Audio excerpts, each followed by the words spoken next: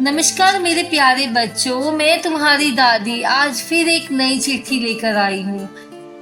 आज मेरी इस चिट्ठी में मैं तुम्हें एक ऐसे पोते की कहानी सुनाने जा रही हूँ जिसने गुस्से में अपनी की पुरानी डायरी में आग लगा दी। उसे लगा वह सिर्फ कुछ पुराने कागज जला रहा है, लेकिन अगली सुबह जो उसके साथ हुआ उसने पूरी जिंदगी बदल दी। आज की कहानी सिर्फ एक डायरी की नहीं, एक ऐसे रिश्ते की है जिसकी कीमत उसे बहुत देर से समझ आई। मेरे प्यारे बच्चों, हर घर में एक ऐसी अलमारी होती है जिसे कोई छूता नहीं है। एक ऐसा बक्सा होता है जिसे खोलने की किसी की हिम्मत नहीं होती, और एक ऐसी चीज जिसे देखकर घर के बड़े लोग बस मुस्कुरा देते हैं। हमारे घर में वह चीज थी कमला दादी की पुरानी नीली डायरी। वह डायरी इतनी पुरानी थी कि उसके किनारे घिस चुके थे, उसका कवर जगह जगह से उखड़ चुका था, लेकिन दादी उसे हर रात एक ऐसे संभाल कर रखती थी जैसे कोई मंदिर का द्वार खोल रहा हो। कभी किसी ने नहीं देखा कि उसमें क्या लिखा गया है, लेकिन पूरे घर को उस डायरी से एक अजीब सा रहस्य जुड़ा हुआ लगता था। बच्चों, कमला दादी अब 82 साल की हो चुकी थी। सफेद बाल, चेहरे पर झुर्रियां, धीमी चाल, लेकिन आंखों में एक अजीब सी शांति। दिन भर वह पूरे घर का ख्याल रखती, पोती की पसंद का खाना बनाती, पोते के लिए दही बनाती, बहू के सिर में तेल लगाती, बेटे के लिए चाय बनाती, सब कुछ बिना किसी शिकायत। लेकिन रात के ठीक 9 बजे उनकी एक आदत कभी नहीं बदलती थी। वे अपने कमरे का दरवाजा धीरे से बंद करती, छोटा सा पीतल का दीपक जलाती, भगवान को प्रणाम करती, फिर अलमारी खोलती और वही पुरानी नीली डायरी दोनों हाथों से निकालती, उसके पन्नों पर धीरे धीरे हाथ फेरती, फिर कुछ लिखती। कभी 5 मिनट, कभी आधा घंटा, कभी आंसू पोंछते हुए तो कभी मुस्कुराते हुए। लेकिन क्या लिखती थी यह आज तक कोई नहीं जान पाया। पूरे घर में सबसे ज्यादा जिज्ञासा आरव को होती थी। आरव दादी का सबसे बड़ा पोता, जिसकी उम्र 26 साल थी। एमबीए किया हुआ, शहर की बड़ी कंपनी में नौकरी करता था। महंगा मोबाइल, महंगी घड़ी, ब्रांडेड कपड़े पहनता था, लेकिन दिल धीरे धीरे रिश्तों से खाली हो गया था। उसके पास हर बात का जवाब था, लेकिन बड़ों की बात सुनने का समय नहीं था। वह कहता, आज के जमाने में भावनाओं से नहीं, पैसों से जिंदगी चलती है। कमला दादी सिर्फ मुस्कुरा देती थी। एक रात आरव चुपके से दादी के कमरे के बाहर खड़ा हो गया। दरवाजा थोड़ा खुला था। अंदर दादी डायरी में कुछ लिख रही थी। लिखते लिखते उन्होंने अपने आंसू पोंछे, फिर पन्ने को प्यार से छुआ और डायरी बंद कर दी। आरव ने सोचा, आखिर ऐसा क्या लिखा है इसमें। अगली सुबह उसने हंसते हुए दादी से पूछा, दादी, इतनी पुरानी डायरी में क्या खजाना छुपा रखा है। दादी हंस पड़ी, फिर धीरे से बोली, बेटा, हर चीज समय से पहले जान लोगे तो उसकी कीमत नहीं समझोगे। समय आएगा तो खुद पढ़ लेना। बस इतना कहकर उन्होंने बात बदल दी। समय धीरे धीरे बीत रहा था। आरव अब घर कम आता था। जब भी आता मोबाइल में व्यस्त रहता। दादी उसका इंतजार करती, उसकी पसंद के पराठे बनाती, लेकिन वह कह देता, दादी, ऑनलाइन ऑर्डर कर लिया है। दादी मुस्कुरा देती, लेकिन रसोई में जाकर चुपचाप पराठे गाय को खिला देती। एक दिन दादी ने कहा, बेटा, चल आज मेरे साथ मंदिर चल।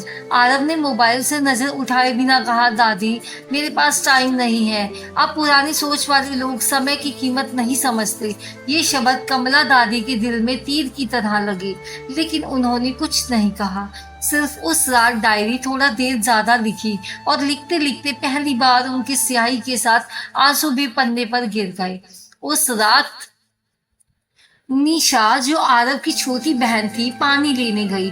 उसने देखा दादी डायरी बंद करके उससे कह रही थी, अगर कभी यह डायरी आरव पढ़ ले तो शायद उसे मेरी बातें समझ आ जाए। निशा ने पूछा, दादी, इसमें क्या है। दादी मुस्कुराई, कहती, मेरी पूरी जिंदगी बस कागज पर उतर आई है। धीरे धीरे पूरे घर में एक बात सबने नोटिस की। दादी अब चश्मा भूल जाए तो चल जाएगा, दवा भूल जाए तो चल जाएगा, लेकिन डायरी कभी नहीं भूलती थी। एक बार बरसात में छत टपकने लगी, सब लोग सामान बचाने लगी। दादी सबसे पहले भागकर डायरी उठा लाई। आरव हंस पड़ा, दादी घर में इतना सामान है और आपको बस यही डायरी बचानी थी। दादी ने डायरी को सीने से लगाकर कहा, बेटा कुछ चीजें सिर्फ कागज नहीं होती, पूरी जिंदगी होती है। आरव ने मजाक उड़ाते हुए कहा, कहीं इसमें करोड़ों की वसीयत तो नहीं। दादी पहली बार गंभीर हो गई। उन्होंने आरव की आंखों में देखा और बोली, इस डायरी की कीमत करोड़ों से भी ज्यादा है, लेकिन जिस दिन तू इसे समझेगा उस दिन मैं तेरे पास नहीं रहूंगी। ये सुनकर आरव हंस पड़ा। दादी आप भी ना फिल्मों जैसी बातें करती हो। लेकिन दादी इस बार हंसी नहीं, उन्होंने बस डायरी को सीने से लगा लिया और आसमान की तरफ देखा, जैसे उन्हें आने वाले समय का सब पता हो। उस रात जब पूरा घर सो गया, कमला दादी धीरे धीरे उठी। उन्होंने डायरी खोली, आखिरी पन्ने पर कुछ लिखा, फिर एक पुरानी तस्वीर उसके बीच रखी और धीरे से कहा, हे भगवान, अगर कल मुझे कुछ हो जाए तो मेरे आरव को यह डायरी सही समय पर जरूर मिल जाए। उसी समय कमरे के बाहर कोई खड़ा था जिसने दादी की यह बात सुन ली, लेकिन वह कौन था यह राज अभी बाकी है।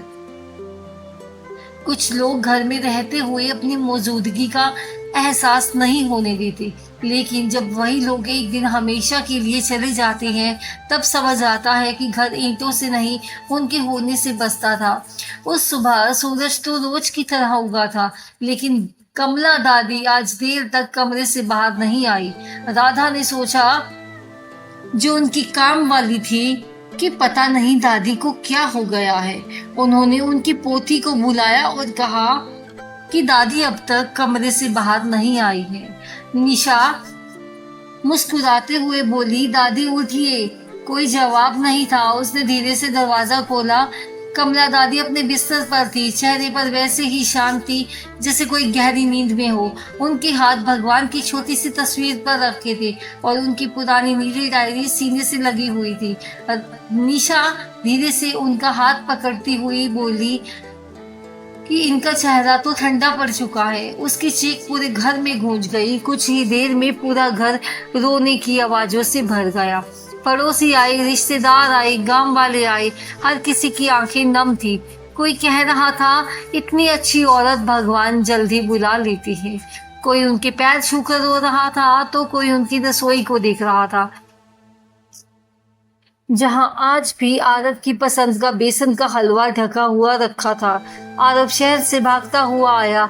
दादी को देखकर कुछ पल के लिए उसकी सांसें रुक गई, लेकिन उसकी आंखों से आंसू नहीं निकले। शायद उसे अब भी यकीन नहीं हो रहा था कि जिसने बचपन से हर गलती पर उसे माफ किया, आज वह चुप थी हमेशा के लिए। जब दादी को अंतिम विदाई दी जा रही थी, तब निशा ने देखा दादी की डायरी अभी भी कमरे में पड़ी थी।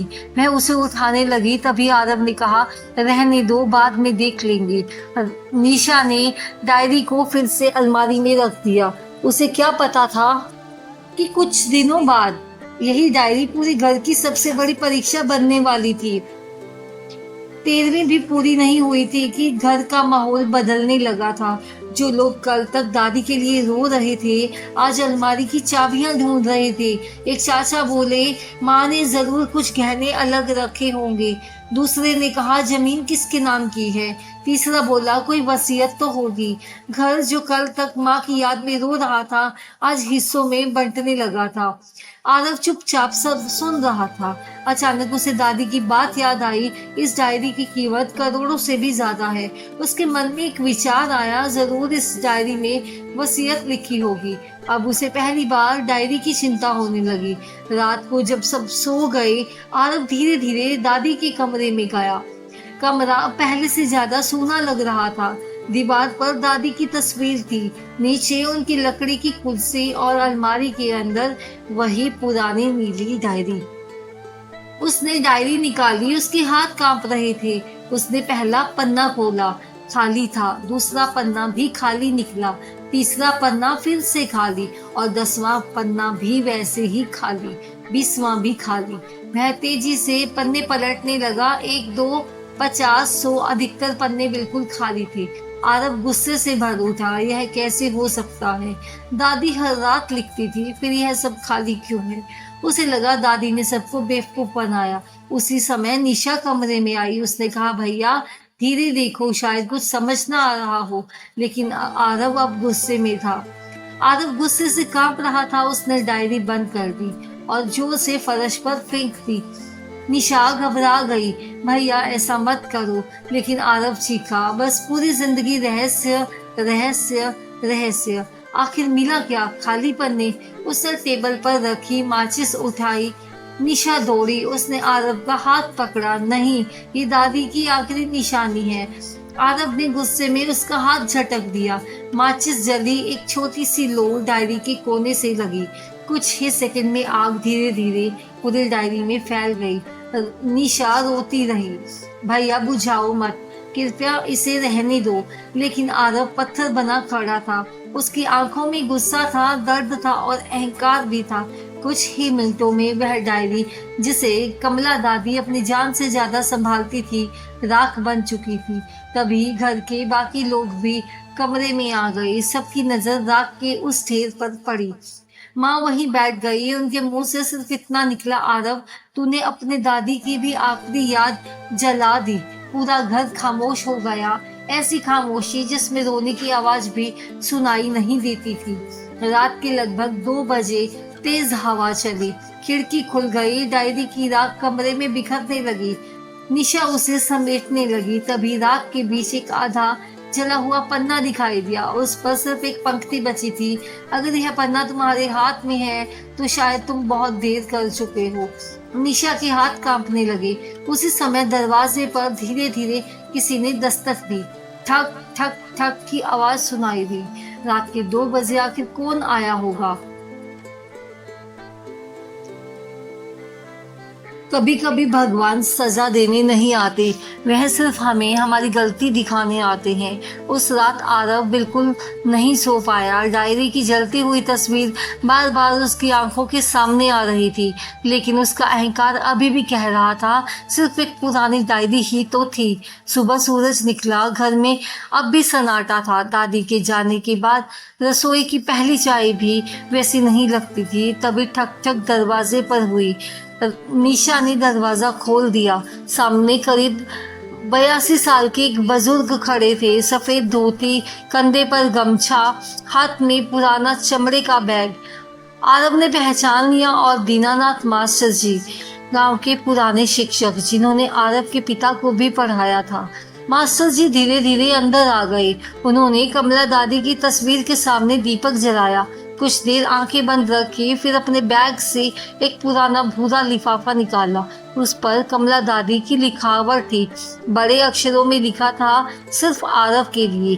मास्टर जी ने लिफाफा आरव के हाथ में देते हुए कहा, बेटा तेरी दादी 3 साल पहले यह मेरे पास छोड़ गई थी। उन्होंने कहा था, अगर कभी मेरी डायरी जल जाए तो यह लिफाफा आरव को दे देना। पूरा घर एकदम शांत हो गया। आरव के हाथ कांपने लगे। उसके मुंह से सिर्फ इतना निकला, दादी को पहले से पता था। मास्टर जी धीरे से बोले, हाँ बेटा, उन्हें तेरे गुस्से से ज्यादा तेरे दिल की अच्छाई पर भरोसा था।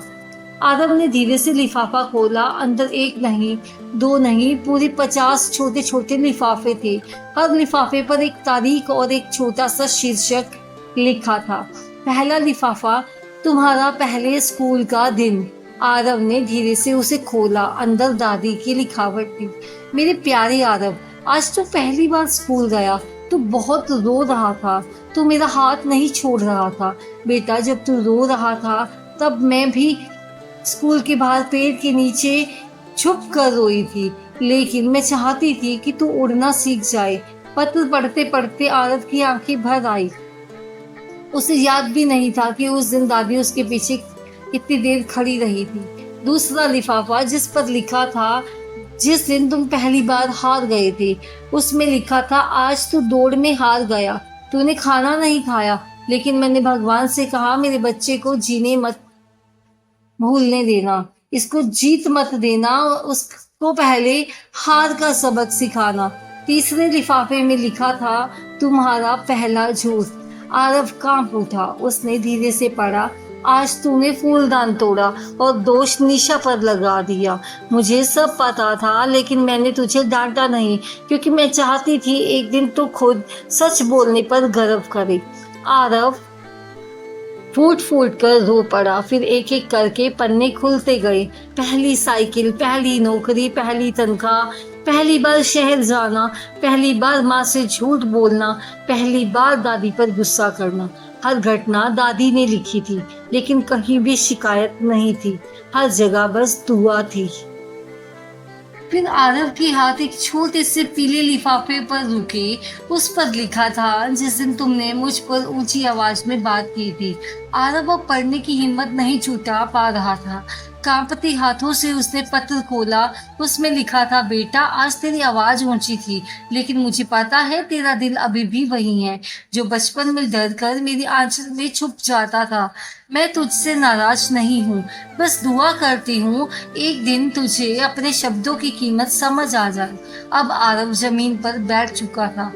वह अपने चेहरे को दोनों हाथों से ढककर बच्चों की तरह रो रहा था। अब सिर्फ एक आखिरी लिफाफा बचा था। उस पर लिखा था, इसे तभी खोलना जब बाकी सब पढ़ लो। आरव ने उसे सीने से लगाया और धीरे से खोला। अंदर दादी की आखिरी चिट्ठी थी। मेरे प्यारे आरव, अगर तुम यह पढ़ रहे हो तो इसका मतलब मेरी डायरी अब इस दुनिया में नहीं रही। आरव सिसक उठा। पत्र आगे था, बेटा मैंने जानबूझकर डायरी में असली बातें कभी नहीं लिखी।